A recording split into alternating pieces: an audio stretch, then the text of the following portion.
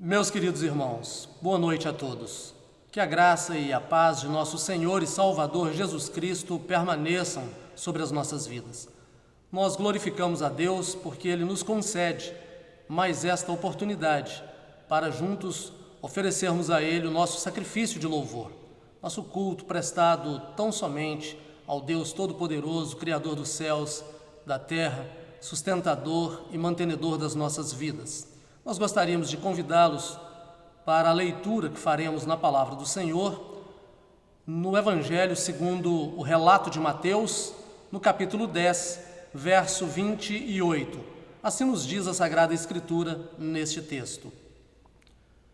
Não temais os que matam o corpo e não podem matar a alma. Temei antes aquele que pode fazer perecer no inferno tanto a alma como o corpo. Oremos.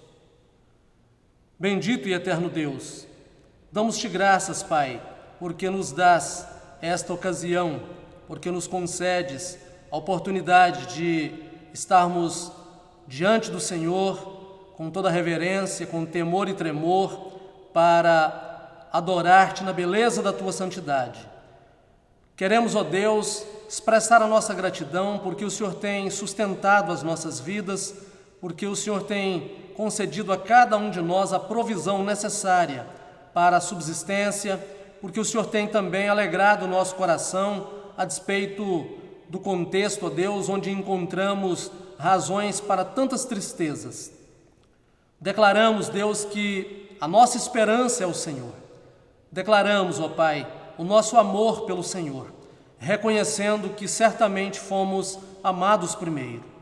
E agora, Senhor, quando nos concede a bênção desta oportunidade de depararmos-nos com a Sagrada Escritura, de podermos com toda liberdade abrir o livro santo e lê-lo, nós suplicamos, venha, ó Pai, falar ao nosso coração na intervenção do Teu Espírito, no poder do Teu Espírito. Comunica-nos, ó Deus, a Tua vontade, a Tua verdade, com vistas à exaltação do Teu nome e à edificação das nossas vidas. Concede a cada um de nós a consciência e a convicção de que em Cristo Jesus os nossos pecados já foram apagados, todo o escrito de dívida que havia contra nós já fora retirado. Bendito e louvado seja o Senhor por tão grande bênção e ensina-nos, ó Deus, viver apropriando-nos desta grande bênção sem desagradar ao Senhor. Dá-nos graça, Deus, para que as nossas vidas possam refletir a Tua vontade e dá-nos graça, Pai, para que possamos perseverar em ser testemunhas do Senhor num mundo tão distanciado do Teu querer. Em nome de Jesus, nosso Senhor, nosso Salvador, é que nós oramos. Amém. Meus diletos, conta-se a história de um povo que habitava numa aldeia localizada num lugar belíssimo, paradisíaco. De um lado, o mar, a praia, a beleza do azul das águas. De outro lado, uma cordilheira de pedras, montanhas muito bonitas. E ainda, de um outro lado, uma floresta de coqueiros. E ali, entre tudo isso, nesse cenário paradisíaco, estava uma pequena aldeia, pequena no número de habitantes, no número de palhoças ou de casas, de moradias, e muito antiga ao mesmo tempo. Uma aldeia que era mais do que centenária, e essa aldeia, a população dessa aldeia vivia uma tradição muito estranha, uma tradição que não foi da cultura daquela gente por toda a sua existência, por toda a sua vida, mas em parte do tempo da existência daquela aldeia, daquele povo. E um dia, um jovem de aproximadamente 20 anos estava na palhoça que morava, na choupana que morava, juntamente de seu pai, um homem muito idoso, já viúvo, pai de outros filhos que já tinham ido embora. Um dia, esse pai, já enfermo, deitado na sua caminha de pau a pique, de varas, forrada com palha, com capim, que servia de colchão, aquele senhor então idoso, enfermo, recebe ali em sua presença esse filho que, voltando de suas atividades, disse: pai, eu estou indo embora, eu preciso cumprir a tradição da nossa gente, vamos cumprir a cultura da nossa gente, do nosso povo, é a minha hora de partir, já reuni minhas poucas coisas e já estou indo embora. E sem mais delongas, despediu-se de seu pai e foi saindo para não permitir que a emoção tomasse conta do coração de seu pai e também do seu próprio coração. E aquele filho então, distanciando-se da sua casa, caminhando pelas areias da praia, sendo observado por seu pai, sequer olhava para trás, para não correr o risco de fraquejar, porque de fato era muito penoso, muito doloroso, tanto para o filho quanto para o pai, essa ruptura, essa separação abrupta para cumprimento de aspecto cultural, para cumprimento de um costume adotado por aquela gente. E o pai então resolve pôr-se a clamar e a chamar pelo seu filho. E ali mesmo do seu leito, aquela choupana, pequena choupana, não tinha porta. Tinha duas forquilhas na entrada que demarcavam o que seria a porta da choupana. E ele então põe-se a gritar da sua cama: meu filho, volte! Meu filho, por favor, volte! Meu filho, me ouça! Por favor, dê atenção à minha voz e volte! E o filho prosseguia na sua caminhada, quando de repente aquele pai então, reunindo as poucas forças que lhe restavam, se colocou de pé e, caminhando até aquilo que seria a porta, encostou naquilo que seria o portal e clamou ao seu filho: meu filho, por favor, volte!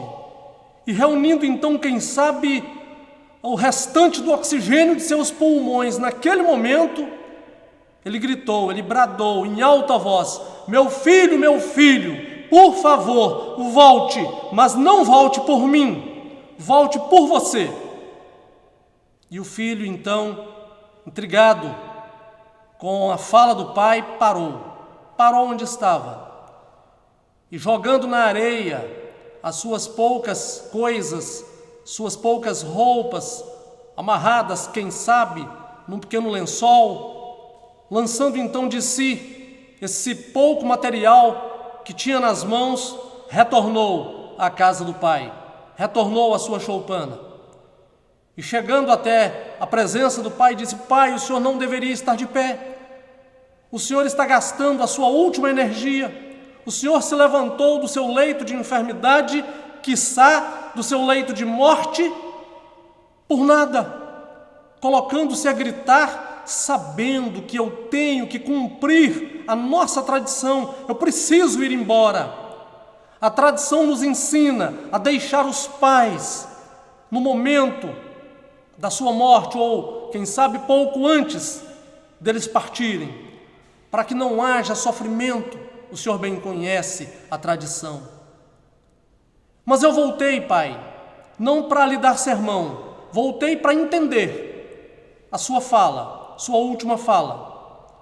Quando o senhor disse para eu voltar, não pelo senhor que está morrendo, mas por mim, que sou um jovem vigoroso, eu não entendi. E eu quis entender. Voltei para que o senhor pudesse então me explicar por que razão eu deveria voltar pensando em mim, se é o senhor quem precisa. E aquele pai então passou a fazer algumas explicações e disse: meu filho, preste atenção, preste muita atenção no que lhe digo. Nossa gente não era assim no passado. Não havia entre nós tradições malignas. Não havia entre nós essa maldita tradição, onde filhos abandonam seus pais no momento da vida em que esses pais mais precisam.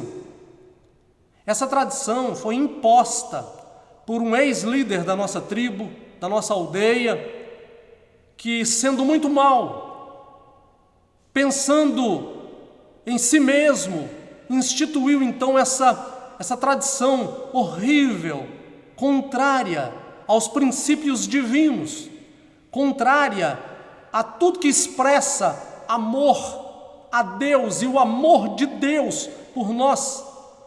Esse ex-líder da nossa aldeia criou essa norma, estabeleceu essa lei.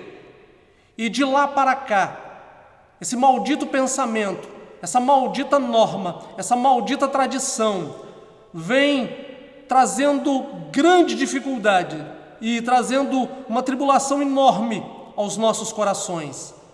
Essa perpetuação de algo tão ruim como essa tradição vem gerando na vida da nossa aldeia uma gente de coração amargo, uma gente sem alegria, já imaginando esse momento, num dado tempo da sua vida. Mas, meu filho, eu queria lançar um desafio a você. Eu queria te fazer uma proposta. Eu queria te pedir para você ter a ousadia de reescrever a história da nossa gente, a história da nossa aldeia, a história da nossa tribo.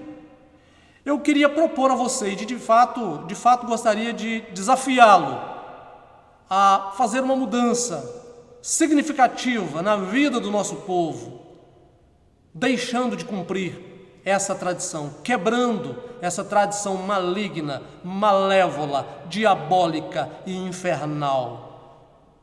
Gostaria de convidá-lo e desafiá-lo a permanecer com o seu pai, a permanecer comigo, a me auxiliar no meu último tempo de vida.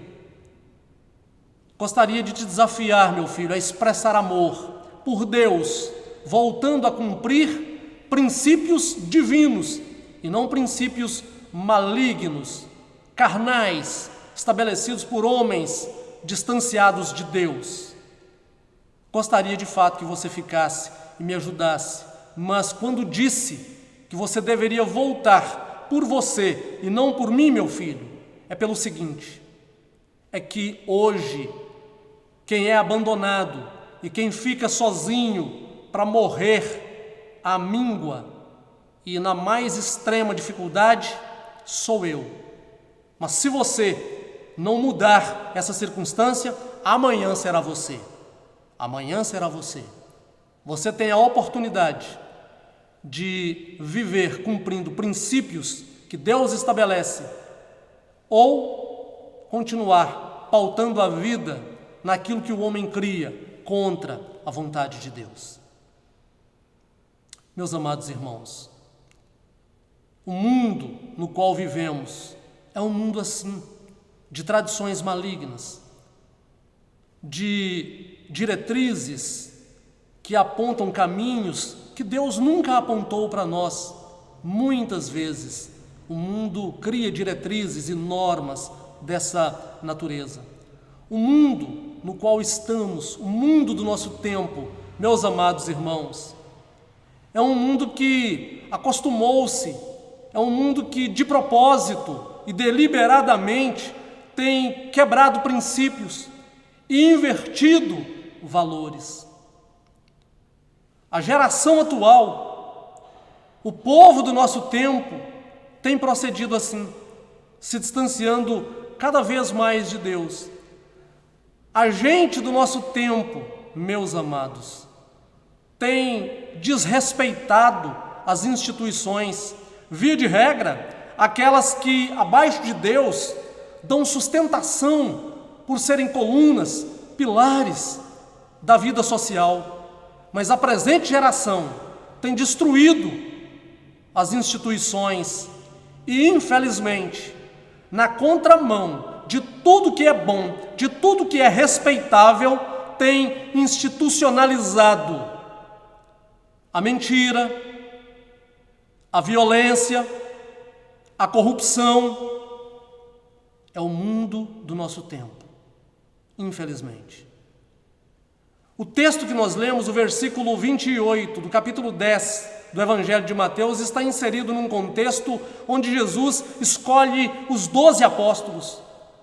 E nesse mesmo contexto, Jesus fala ao coração daqueles 12 homens chamados por ele para um ministério específico, acerca de tudo quanto eles deveriam saber para o exercício desse trabalho. Jesus traz alguns ensinos, Jesus fala a eles de como eles deveriam proceder, Jesus fala acerca das dificuldades que enfrentariam nesta vida, Jesus também diz a eles acerca das recompensas que teriam, Jesus traz palavras de estímulo ao coração daqueles homens. Esse é o contexto. E o versículo que nós lemos, o versículo 28 do capítulo 10, que vou reler, diz assim: não temais os que matam o corpo e não podem matar a alma. Temei antes aquele que pode fazer perecer no inferno tanto a alma como o corpo. É o ensino de Jesus, mais especificamente no contexto dos estímulos que ele está trazendo aos seus 12 apóstolos, aos seus escolhidos para o colegiado apostólico.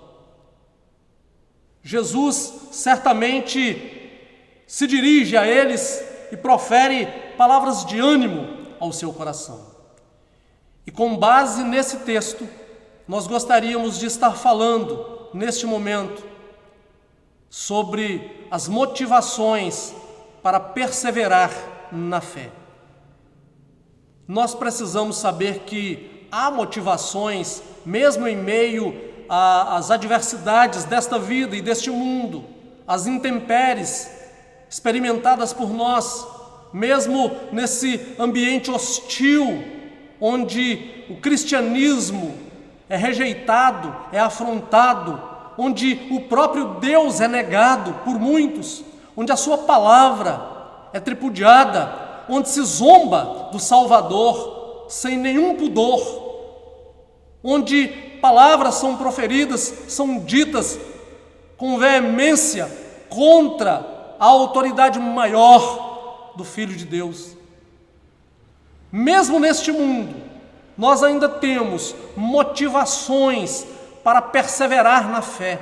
E é exatamente sobre essas motivações que eu gostaria de falar aos meus amados neste momento. E a primeira motivação para perseverar na fé, à luz do versículo 28 do capítulo 10 de Mateus, é o encorajamento vindo de Jesus. Jesus se dirige a seus discípulos e os encoraja. Se nós observarmos o início do verso 28, o texto diz: não temais. Quem registra é Mateus, mas quem fala é Jesus. Não temais. É um imperativo do Senhor, é uma ordem de Jesus a seus discípulos. Vocês não devem ter medo, vocês não precisam temer. Eu vos ordeno, não temais, não temais. Meus amados, certamente Jesus é quem encoraja. Jesus não traz um recado de uma autoridade humana qualquer. Jesus não leu isso em algum lugar e agora está trazendo como frase de efeito para motivar, humanamente falando, o coração dos seus discípulos. Jesus está falando como Deus Filho aos seus discípulos, aos 12, não temais. Ele pessoalmente, que está instruindo aqueles a quem escolheu para o ministério da palavra, está agora dizendo a eles: vocês não precisam temer. Já falei a vocês a respeito de muitas coisas, a respeito das perseguições que virão, das dificuldades que vocês enfrentarão, mas eu vos digo, não temais, não precisam ter medo. Irmãos, nós precisamos entender que não estamos sozinhos. Os discípulos de Jesus precisavam saber que não estariam sozinhos. E nós, de fato, temos ouvido a voz do Senhor que ecoa desde aquele tempo e alcança também os nossos ouvidos, e alcança a nossa mente e desce para o nosso coração e promove transformação verdadeira em nós para suportarmos os dias que são maus. E nós ouvimos a voz do Senhor que diz: não temais. Mas nós ouvimos mais, ouvimos a voz de Jesus, que diz também, segundo o relato do próprio Mateus, no capítulo 28, no verso 20, a segunda metade do versículo 20. E eis que estou convosco todos os dias até a consumação do século. É promessa do Senhor. Por que temer se Ele anda comigo? Por que temer se jamais estou sozinho? Por que temer se na minha companhia caminha aquele que também disse, segundo o relato de João, no capítulo 16 de seu Evangelho, na parte B do verso 33, no mundo tereis aflições, mas tende bom ânimo, eu venci o mundo. Por que temer? Aquele que venceu o mundo anda conosco, está ao nosso lado, está presente em nossa vida, habita em nós por meio do seu Espírito Santo. Não temais, não temais, é palavra de Jesus à sua igreja, é palavra de nosso Senhor ao seu povo, é motivação para que o povo de Deus persevere na fé, a despeito de tudo que o mundo apregoa, de tudo o que o mundo ensina, a despeito de termos muitas vezes de andar na contramão da história e na contramão do mundo. Ainda assim, a voz de Jesus nos diz: não temais, não temais. Jesus é quem nos encoraja, não é outro, é o Senhor da igreja, o Senhor da história, o Senhor do universo. Ele é quem nos encoraja pessoalmente, através do seu Espírito Santo, que habita no coração dos seus servos. Em segundo lugar, meus amados, uma segunda motivação para perseverarmos na fé é a informação de Jesus sobre os homens. Jesus não apenas encoraja os seus discípulos, mas ele traz uma informação precisa acerca dos homens, para que os seus discípulos soubessem qual era de fato a realidade em meio à qual estavam e estariam daquele momento em diante, para cumprir o papel para o qual o Senhor os estava chamando, o mistério para o qual estavam sendo designados. Certamente Jesus traz essa informação sobre os homens que é muito preciosa, que seus discípulos precisavam saber, mas que sua igreja, na atualidade, também precisa conhecer para se situar e para pautar as suas decisões e os seus passos.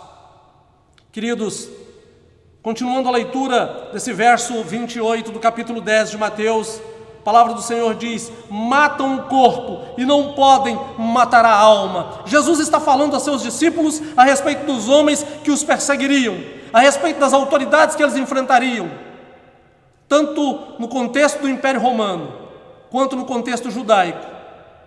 As autoridades ligadas ao judaísmo, ligadas à sua religiosidade. Queridos, seus discípulos precisavam saber que mesmo tendo de enfrentar a dureza do coração dos homens, poderiam prosseguir, perseverando na fé e cumprindo cabalmente aquilo para o que estavam sendo chamados. Poderiam e deveriam viver a vida cristã autêntica, mesmo tendo de resistir aos homens, porque os homens não têm uma resistência absoluta, os homens não têm uma autoridade plena, os homens não têm um poder pleno, imensurável. Os homens, na verdade, Jesus está deixando claro aos seus discípulos, os homens têm uma autoridade e um poder restritos. Eles podem matar o corpo, mas não podem fazer nada contra a alma, não podem matar a alma.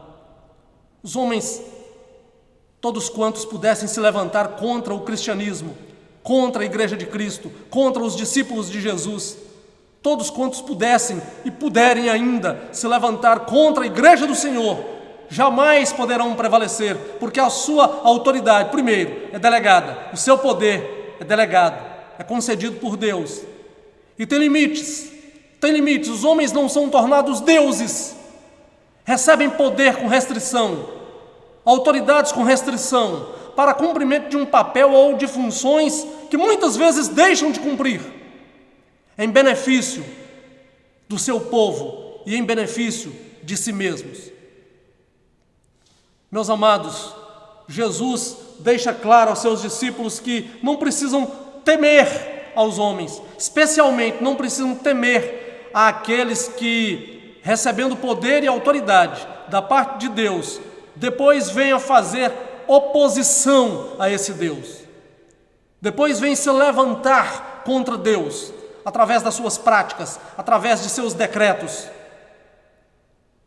A igreja do Senhor não precisa temer, não pode deixar de respeitar, não pode deixar de cumprir também o seu papel, a igreja do Senhor, respeitando as autoridades instituídas por Deus.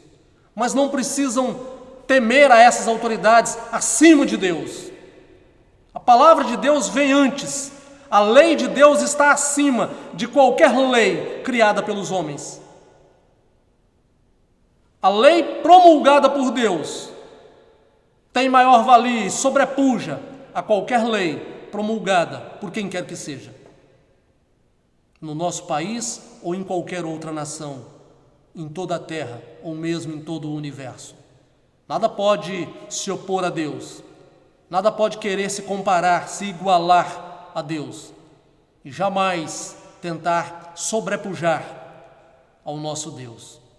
Portanto, meus amados irmãos, como igreja, estejamos atentos às autoridades instituídas pelo próprio Deus, mas especialmente tenhamos o cuidado de viver de maneira que Deus esteja sendo satisfeito, ainda que tenhamos de andar na contramão da história, a bem das nossas vidas, nesta existência e na eternidade. Irmãos, em terceiro lugar, ou uma terceira motivação para perseverar na fé, à luz do texto lido, é a orientação de Jesus sobre a relação com Deus. Jesus trouxe uma palavra de encorajamento a seus discípulos, Jesus trouxe uma informação sobre os homens, mas Jesus também oferece a seus discípulos a orientação necessária acerca do relacionamento que deveriam desenvolver com o seu Criador, com o seu Deus, com o Pai. E continuando então a leitura, diz a palavra: temei antes aquele que pode fazer perecer no inferno tanto a alma como o corpo. Precisamos temer a Deus. A palavra do Senhor nos ensina isso precisamente. Deus deve ser temido. Ninguém precisa ter medo de Deus, exceto, é óbvio, aqueles que contrariam deliberadamente, de maneira proposital a Deus, dizendo abertamente que não creem na existência de Deus, zombando de Deus e realizando obras dessa natureza. Esses devem temer, porque o único Deus que existe, Ele pode matar o corpo e pode matar a alma, Ele pode fazer perecer no inferno tanto a alma como o corpo.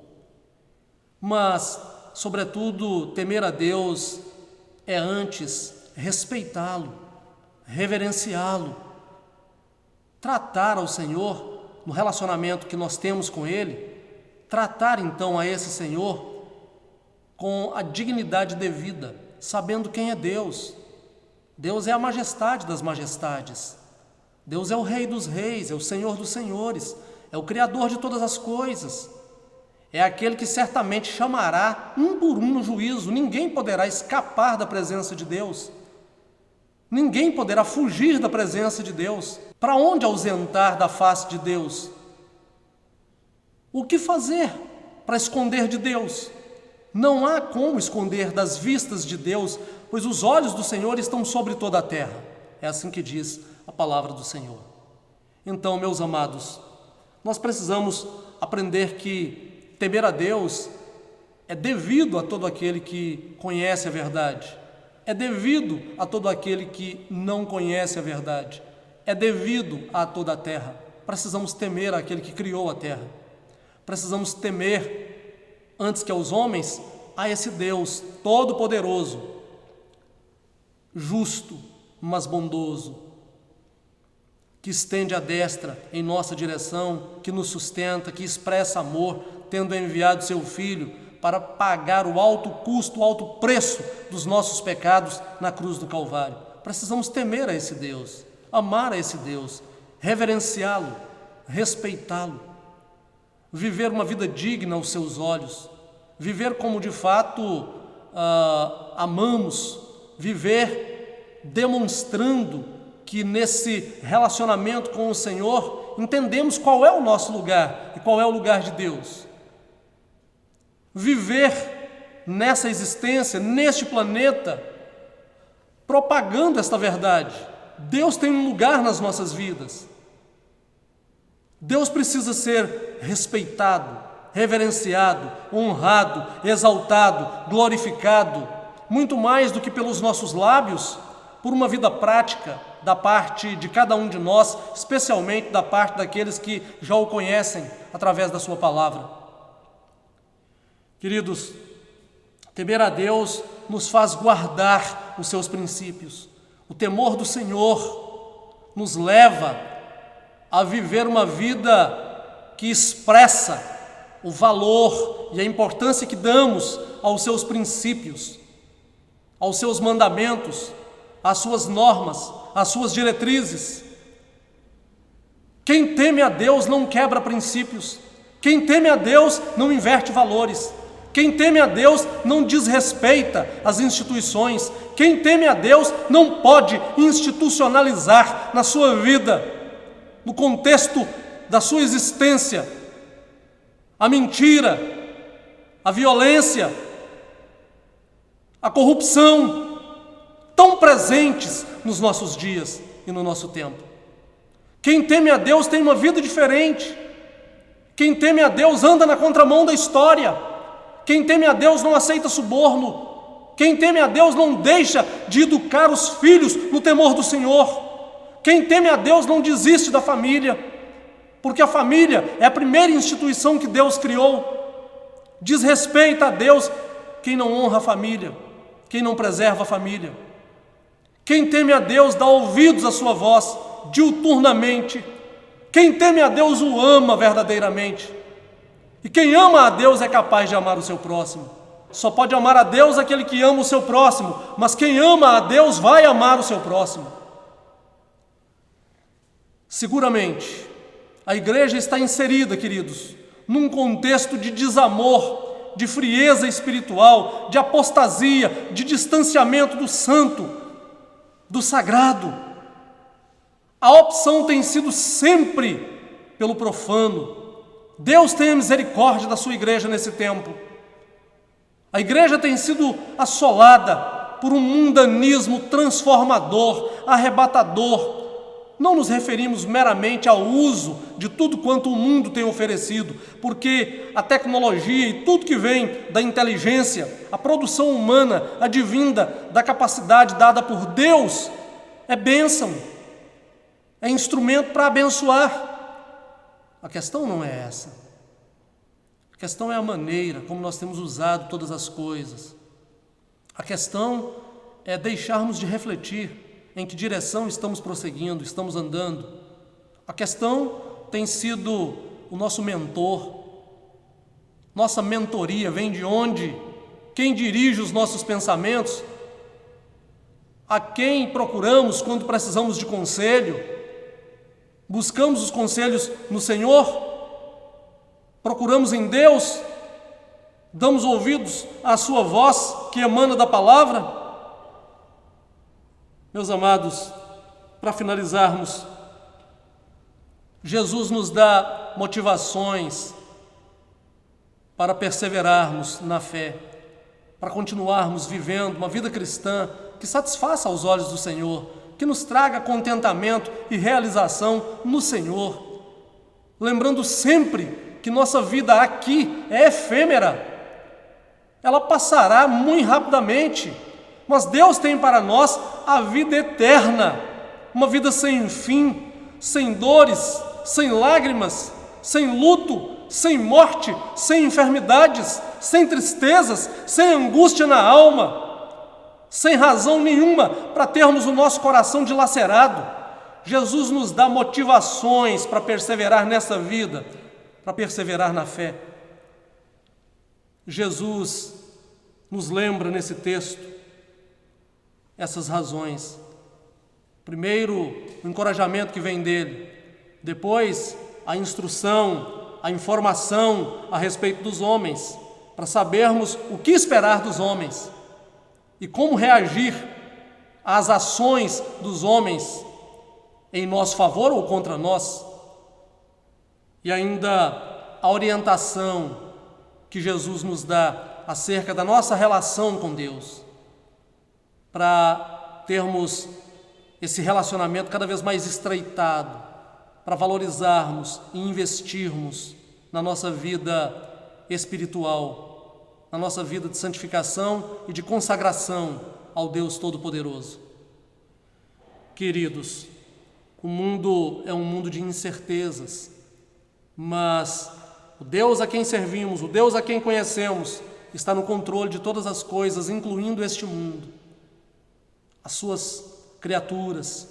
Deus está no controle e governa soberanamente sobre tudo isso, ainda que a palavra também diga que o mundo jaz no maligno, mas Deus governa soberanamente sobre tudo isso. Nem o maligno tem uma liberdade maior do que a permitida por Deus. Deus está no controle absoluto de todas as coisas.